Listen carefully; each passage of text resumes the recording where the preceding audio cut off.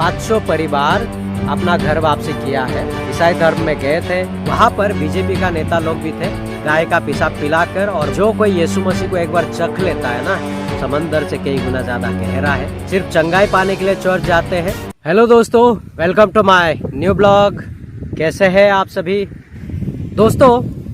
आज का जो टॉपिक है वो टॉपिक का नाम है सच का सामना। सच का सामना मैंने इसलिए रखा है दोस्तों, कुछ बातें मैं आप सभी को बोलने वाला हूँ, कुछ बातें आप सभी के बीच में शेयर करने वाला हूँ, जो कि लोगों को तो लगता है कि बहुत ही अच्छी बात है, लेकिन इस बात के पीछे जो रहस्य छुपा है, इस बात के पीछे जो बातें छुपी हुई है ना, उसको आज बाहर निकालूंगा मैं। और वो आज आप सभी के सामने मैं बताऊंगा कि वाकई में वो क्या है और कैसा है। आप लोग इसे समझने की कोशिश करना और वीडियो को लास्ट तक ज़रूर देखें दोस्तों, क्योंकि ये इम्पोर्टेंट वीडियो है और ये एक मसीह समाज के लिए ज़रूरी भी है। दोस्तों, आप सभी ने देखा होगा कि बाइबल में हमने पढ़ा है और हमने विश्वास किया है कि यीशु मसीह ने बहुतों की रोगों को चंगा किया। 12 साल से लहू बहने वाली स्त्री को चंगा किया, 38 साल से पड़ा हुआ बीमारियों को चंगा किया, 4 दिन से मरा हुआ लाजरस को प्रभु यीशु ने चंगा किया, सैकड़ों सालों से पड़ा हुआ हड्डी, बिखरा हुआ हड्डी, उसमें जान बल और ताकत को डाला। ऐसे बड़े बड़े चमत्कार हमारे परमेश्वर करते हैं। लेकिन दोस्तों, कुछ बातें ऐसी है जो मैं आप सभी को बताने वाला हूँ। वो ये है, छत्तीसगढ़ में 500 परिवार वो लोग कानूनी तौर से, कुछ लोग ईसाई बने थे और कुछ लोग बिलीवर बने थे, यानी कि विश्वास करते थे यीशु मसीह में। कोई 2 साल से, कोई बचपन से, ऐसे बहुत सारे लोग थे। लेकिन दोस्तों, हुआ यूं, 500 परिवार अचानक से यीशु मसीह को छोड़कर, सनातन धर्म में कहा जाता है घर वापसी, वो लोगों ने अपना घर वापसी किया है। और जब उनसे पूछा गया, वो लोग ये कहते हैं, नहीं, हमें कुछ प्रॉब्लम था तभी हम ईसाई धर्म में गए थे, लेकिन वहाँ पे जाने के बाद हमारा प्रॉब्लम सॉल्व नहीं हुआ, हमारा तबीयत ठीक नहीं हुआ, हम बहुत ही तकलीफ में रहे वहाँ पे। और वहाँ से अभी हम घर वापसी किए और जब हम रिटर्न आए तो हमें अच्छा लगा, हमारा बीमारी ठीक हो गया। और दोस्तों, जिन लोगों को ये बात पूछा गया था, उनका जो चेहरे का एक्सप्रेशन ये था, कोई रो के बोल रहा है और किसी के चेहरे पे रौनक नहीं है। और एक को पूछा गया, आप रो क्यों रहे हो? तो वो कहते हैं, नहीं, ये खुशी का आंसू है कि मैंने घर वापसी कर ली और हमें कोई प्रॉब्लम नहीं। और जो घर वापसी की वहाँ पे जो प्रोग्राम चल रहा था, वहाँ पर बीजेपी का नेता लोग भी थे और जो हिंदू धर्म के जो संत लोग होते हैं वो लोग भी वहाँ पर थे। और उनको कहा गया कि वहाँ पे उनको शुद्धिकरण हम करेंगे, गाय का पेशाब पिलाकर, और बहुत सारी जो उनकी फॉर्मेलिटी होती है वो सब करके शुद्धिकरण करेंगे और उसके बाद वो घर वापसी करेंगे। तो कहने का मतलब ये है, आप लोग मुझे ज़रा बताओ, एक साथ 500 फैमिली वो क्रिश्चियन होके फिर हिंदू हो गए, पहली बात ये। और दूसरी बात ये है दोस्तों, अगर कोई यीशु मसीह को एक बार अपना लेता है ना, जो कोई यीशु मसीह को एक बार चख लेता है ना, वो दोबारा कहीं नहीं जाता है। क्योंकि जो एक बार शहद खाता है उसको दूसरा कोई मीठा मीठा नहीं लगेगा। शहद के सामने सब फीका लगते हैं। और हमारा जो परमेश्वर प्रभु यीशु का जो प्यार है, वो शहद से कई गुना ज़्यादा मीठा है, समंदर से कई गुना ज़्यादा गहरा है, पहाड़ों से कई गुना ज़्यादा ऊंचा है। और आज वो लोग ये कहते हैं कि हम वहाँ पे चंगे नहीं हुए। तो यहाँ पे मुझे 2 चीज़ समझ में आया। लोग सिर्फ चंगाई पाने के लिए चर्च जाते हैं, उनको अपनी ज़िंदगी का कुछ पड़ी नहीं है। और दूसरी बात यह है दोस्तों, जैसे बाइबल में वचन लिखा है, बुलाए तो बहुत है लेकिन चुने बहुत कम गए हैं।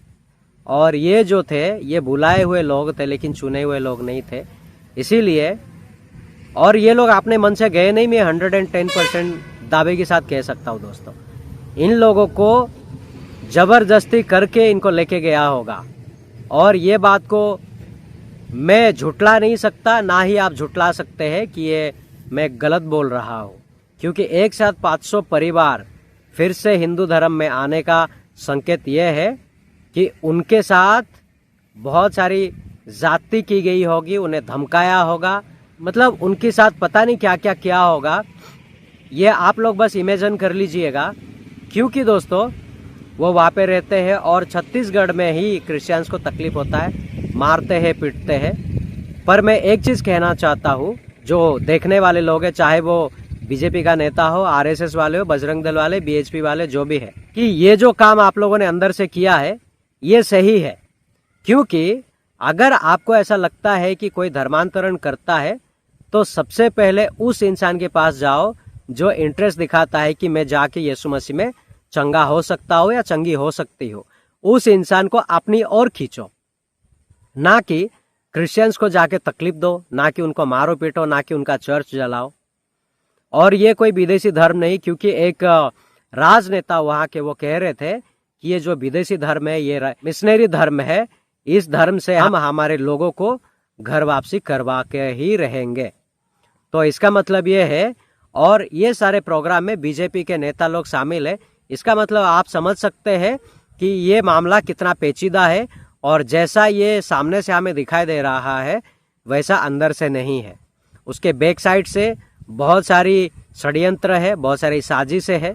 इसीलिए, और दूसरी बात यह है, जो गरीब लोग वहाँ पे लोगों को बात करने तक नहीं आता है, उनको हिंदी ठीक से नहीं आती, वो अपनी भाषा में बात करते हैं, वैसे लोग और गरीब लोग, उनको तो कोई भी दबा सकता है, कोई भी कुछ भी बोल सकता है। इसलिए गरीब लोगों को टारगेट किया जाता है, गरीब लोगों को चुना जाता है। क्योंकि गरीब को अगर एक थप्पड़ अगर कोई मार देता है तो गरीब कभी किसी से लड़ता नहीं है। वो ये सोचता है मैं तो गरीब हूँ, मैं बड़े लोगों का कुछ बिगाड़ नहीं पाऊंगा। लेकिन ये बड़े लोग गरीब लोगों को टारगेट करते, उनको मारते पीटते। और बड़े लोगों को उनकी एक कमजोरी पता है कि मैं जाके किसी गरीब को एक थप्पड़ मारूंगा, वो पलट के मुझे जवाब नहीं देगा। तो ये सोच विचार, ये माइंडसेट से ये काम हुआ है। मैं दावे के साथ कहता हूँ, वरना मुझे बताओ कि वहाँ पे बीजेपी नेताओं का क्या काम है। अगर घर वापसी करना होता तो वहाँ पे उनके संत लोग हैं, ऑलरेडी वहाँ पे बैठे हुए थे, वो संत लोग उनको घर वापसी करवाते। लेकिन बीजेपी का नेता वहाँ पे होने का मतलब ये है कि ये लोग सत्ता में आते हैं सिर्फ और सिर्फ धर्म के नाम पे खेल खेलने के लिए। सत्ता पे ये लोग आते हैं धर्म के नाम पे लोगों को लड़ा के उस पर रोटियां सेकने के लिए। और आज ये जो 500 परिवार आए हैं, मुझे दुख इस बात का है कि उन्होंने यीशु मसीह को पहचाना तो है, लेकिन उसको चखा नहीं है। जैसा भारत का संविधान कहता है कि कोई भी किसी भी धर्म को मान सकता है, किसी भी धर्म को छोड़ सकता है, वो आज़ादी है। तो उन्होंने भी ईसाई धर्म को छोड़ा, कोई बात नहीं, ये वो उनकी खुशी है, अच्छी बात है जो उन्होंने घर वापसी की, कोई बात नहीं। लेकिन दोस्तों, सबसे बड़ी जो सोचने वाली बात है, जो शक की दायरे में आता है कि वहाँ पे बीजेपी के नेता क्या कर रहे थे और 500 परिवार एक साथ घर वापसी कैसे किए। लेकिन आप सभी को पता है, मैं सच बोलने से कतराता नहीं हूँ और सच बोलने के लिए पीछे हटता नहीं हूँ। जो सच है वो सच में बोलकर ही रहूँगा, क्योंकि मैं अपने पॉइंट ऑफ व्यू से जहाँ से देख रहा हूँ दोस्तों, मुझे साफ साफ दिखाई दे रहा है जो गरीब लोग हैं उन लोगों को धमकाया गया, उन लोगों को हो सके उनको मारा गया होगा, पीटा गया होगा। क्योंकि छत्तीसगढ़ में ऐसा है दोस्तों, अगर कोई इंसान ईसाई धर्म में जाता है तो उसको एक जन को 10,000 रुपये का जुर्माना भरना पड़ता है अपने गांव में। उनके संत लोगों ने बहुत अच्छी बात कही है, जो अच्छे काम करते हैं हम उनके खिलाफ नहीं जाते, लेकिन जो गलत काम करता है हम उनको छोड़ते नहीं। हम उनका पर्दाफाश करते हैं, उनको हम सवाल करते हैं, उनसे जवाब की हम उम्मीद रखते हैं। जो शक है वो मेरे यकीन में बदल चुका है, क्योंकि मैं कतई मानने के लिए तैयार नहीं हूँ। एक इंसान जब यीशु को पाता है वो फिर छोड़कर अपने धर्म में वापस जाता है, ये नामुमकिन वाली बातें हैं। तो वहाँ पर ऐसा हुआ, बहुत ही बड़ा आयोजन वहाँ पर किया गया दोस्तों।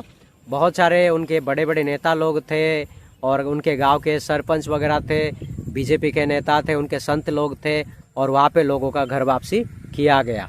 पर मैं एक बात बताना चाहता हूँ, परमेश्वर का वचन ये भी कहता है कि अंत के दिनों में लोगों का प्यार ठंडा पड़ जाएगा और बहुत सारे लोग मार खाने से कतराएंगे और मरने से डरेंगे, और फिर वो लोग अपना धर्म को भी बदल लेंगे और यीशु मसीह को भी छोड़ देंगे दोस्तों। और ये हो रहा है, ये हम सभी की आंखों के सामने दिखाई दे रहा है, और इसको ना आप लोग ठुकरा सकते हैं, इस हकीकत को ना मैं ठुकरा सकता हूँ। मैं तो कतई नहीं ठुकरा सकता दोस्तों, क्योंकि मैं अपनी आंखों से देख रहा हूँ और ये तकलीफ, ये दर्द मैं महसूस कर पा रहा हूँ दोस्तों। तो ऐसा हुआ है वहाँ पे। और जो भी यीशु मसीह को छोड़ के गए, प्रभु उन सभी को आशीष करे, बहुत सारा बुद्धि और ज्ञान दे, उनकी परिवार को भी आशीष करे, उन्हें चंगा भला रखे और उनकी ज़िंदगी में जो भी कमी घटी है वो पूरी करे। लेकिन वहाँ पे जो लोगों ने कहा ना, हमारे यीशु मसीह का बदनाम जो किया, उन्होंने कहा कि यीशु मसीह ने हमें चंगा नहीं कर पाया, इसलिए हम वापस हमारे धर्म में आ गए। लेकिन ये वो बात नहीं है। यीशु मसीह के लिए कोई भी चीज़ नामुमकिन नहीं है। जब वो समंदर को 2 टुकड़ों में बांट सकता है, 2 भाग कर सकता है, जब सैकड़ों सालों से पड़ी हुई हड्डियों को जान बल ताकत डाल सकता है, उसके अंदर मांस आ जाता है, उसमें खून बहने लगते हैं, वो एक जिंदा इंसान बन जाता है, तो वो परमेश्वर के लिए ऐसी कोई चीज़ नहीं है जो नामुमकिन हो। जिसने आकाश और पृथ्वी को बनाया, उसके लिए कुछ भी नामुमकिन नहीं है। और ये बात मैं अच्छे से जानता हूँ, क्योंकि मेरी ज़िंदगी में बहुत बड़े बड़े गवाही है दोस्तों। मेरे गवाही का कभी मैं वीडियो बनाऊंगा और आप लोगों को दिखाऊंगा कि परमेश्वर ने मेरे ज़िंदगी में कितना बड़ा बड़ा कार्य किया है और कैसे मुझे मौत की मुँह से परमेश्वर ने मुझे बचाया है। वो सारी चीज़ों को भी मैं आप सभी के बीच में लाऊंगा और बताऊंगा दोस्तों। लेकिन हमारा परमेश्वर के लिए कुछ भी नामुमकिन नहीं है, क्योंकि परमेश्वर का वचन कहता है जो मनुष्य से नहीं हो सकता वो परमेश्वर से हो सकता है। और हमारा जो परमेश्वर है वो सेनाओं का यहोवा है, वो राजाओं का राजा है, वो इज़राइल का परमेश्वर है, वो याकूब का परमेश्वर है, वो अब्राहम का परमेश्वर है। और हमारा परमेश्वर जो मरने के बाद भी 3 दिन के बाद भी मौत को मात देकर जी उठा और शैतान को अपने पैरों तले कुचला, वो हार जाएगा ऐसा मैं मान नहीं सकता। और जिस दिन कोई बोलेगा तेरा परमेश्वर हार गया, मैं अपना सर मुंडवा लूंगा दोस्तों। ये मैं गुरूर के साथ, घमंड के साथ कहता हूँ उस यीशु मसीह के नाम से, क्योंकि मुझे यीशु मसीह के नाम से घमंड है, गुरूर है, क्योंकि जो मेरा सच्चा खुदा है उसके लिए सब कुछ पॉसिबल है, उसके लिए कुछ भी नामुमकिन नहीं है। और जो लोगों ने ये एजेंडा बनाकर मेरा परमेश्वर का नाम जो खराब किया है, प्रभु उनको बहुत सारी आशीष करे, बुद्धि और ज्ञान दे, और ऐसे ही वो लोग अपनी परिवार में खुशहाली के साथ रहे। और दोस्तों आप लोग भी उन 500 परिवार के लिए दुआ करना कि प्रभु उनको आशीष करे, उनको सद्बुद्धि दे। अंत का समय यहाँ पे ऐसा होगा ही होगा दोस्तों। और आप लोग समझदार लोग हैं, आप लोग प्रार्थना कीजिएगा। और दोस्तों आज का टॉपिक को मैं यहीं पे करता हूँ एंड, और फिर मैं मिलूंगा एक नेक्स्ट वीडियो में। तब तक के लिए अपना ख्याल रखिएगा। Thank you so much. God bless you all.